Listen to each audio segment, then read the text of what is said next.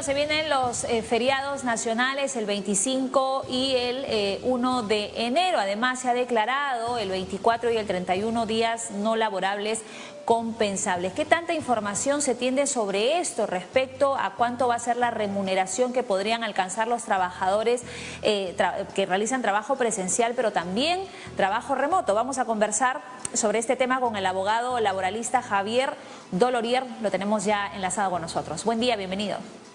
Muy buenos días, gracias por la entrevista. ¿Cuáles son las consideraciones que se han tomado para estos fin de semana largos que se vienen, donde van a haber muchos feriados y donde hay la preocupación de mucha gente, sobre todo los que hacen trabajo remoto, ¿no? Que es distinta, una modalidad distinta a la que realizaban otros años, y existe también el temor de quizás no me vayan a pagar por el servicio que yo vaya a brindar en el 24 o el 31, por ejemplo? Así es, usualmente el gobierno establecía, además de días feriados, días no laborables, que son situaciones diferentes que precisaremos después. Pero con la introducción del trabajo remoto se ha modificado toda la regulación sobre este tema. En principio partamos ¿cuáles son los días feriados? Los días feriados el 25 de diciembre y el 1 de enero.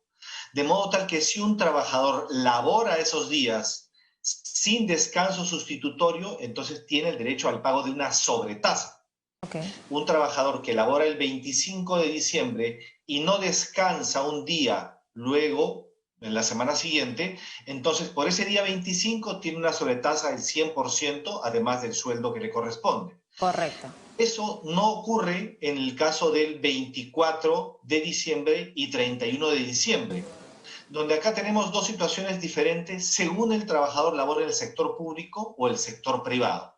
Si labora en el sector público, ese día no se labora, ni el 24 ni el 31 de diciembre, no se labora, y el trabajador tiene que reponer las horas dejadas de laborar en los 10 días siguientes en acuerdo con el empleador. Correcto. Eso es el sector público. En el caso del sector privado, lo que la norma permite es que se llegue a un acuerdo de si el trabajador labora o no labora esos días. Pues el sector privado, el trabajador puede laborar el 24 o el empleador disponer que labore también el 31.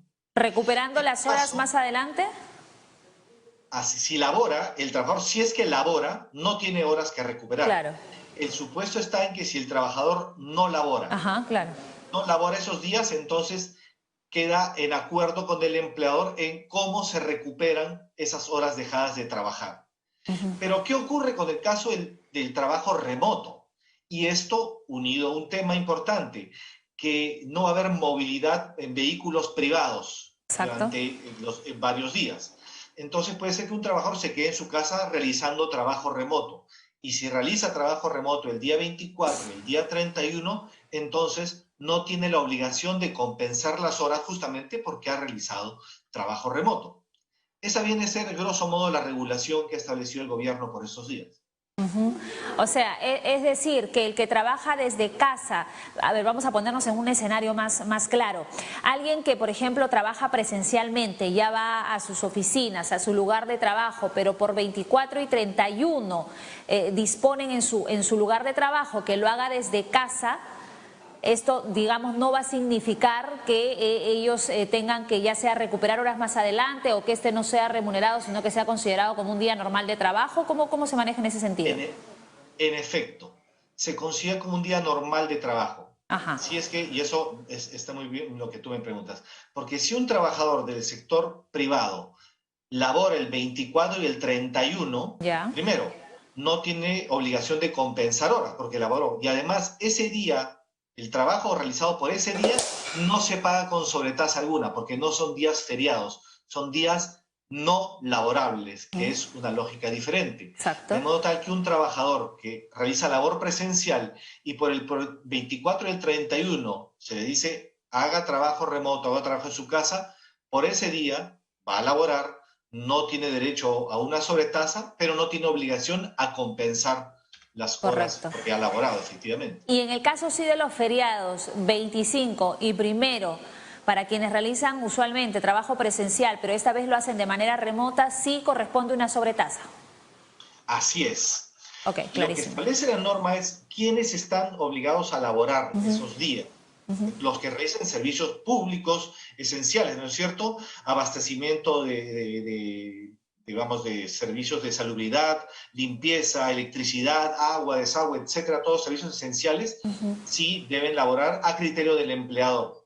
Claro. Pero si un trabajador, por ejemplo, se le queda en acuerdo con el empleador de que sí va a trabajar 24 y 25, perdón, el 25 de diciembre y el 1 de enero son días feriados y ellos sí tienen derecho al pago de la sobretasa que establece la ley.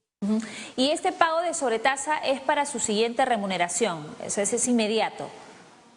Así es. Si, por ejemplo, trabajó el 25 de diciembre, en la boleta de pago de fines de diciembre se le pagará la sobretasa correspondiente. Y si laboró el 1 de enero, se le pagará esto a fines del mes de enero con la boleta correspondiente.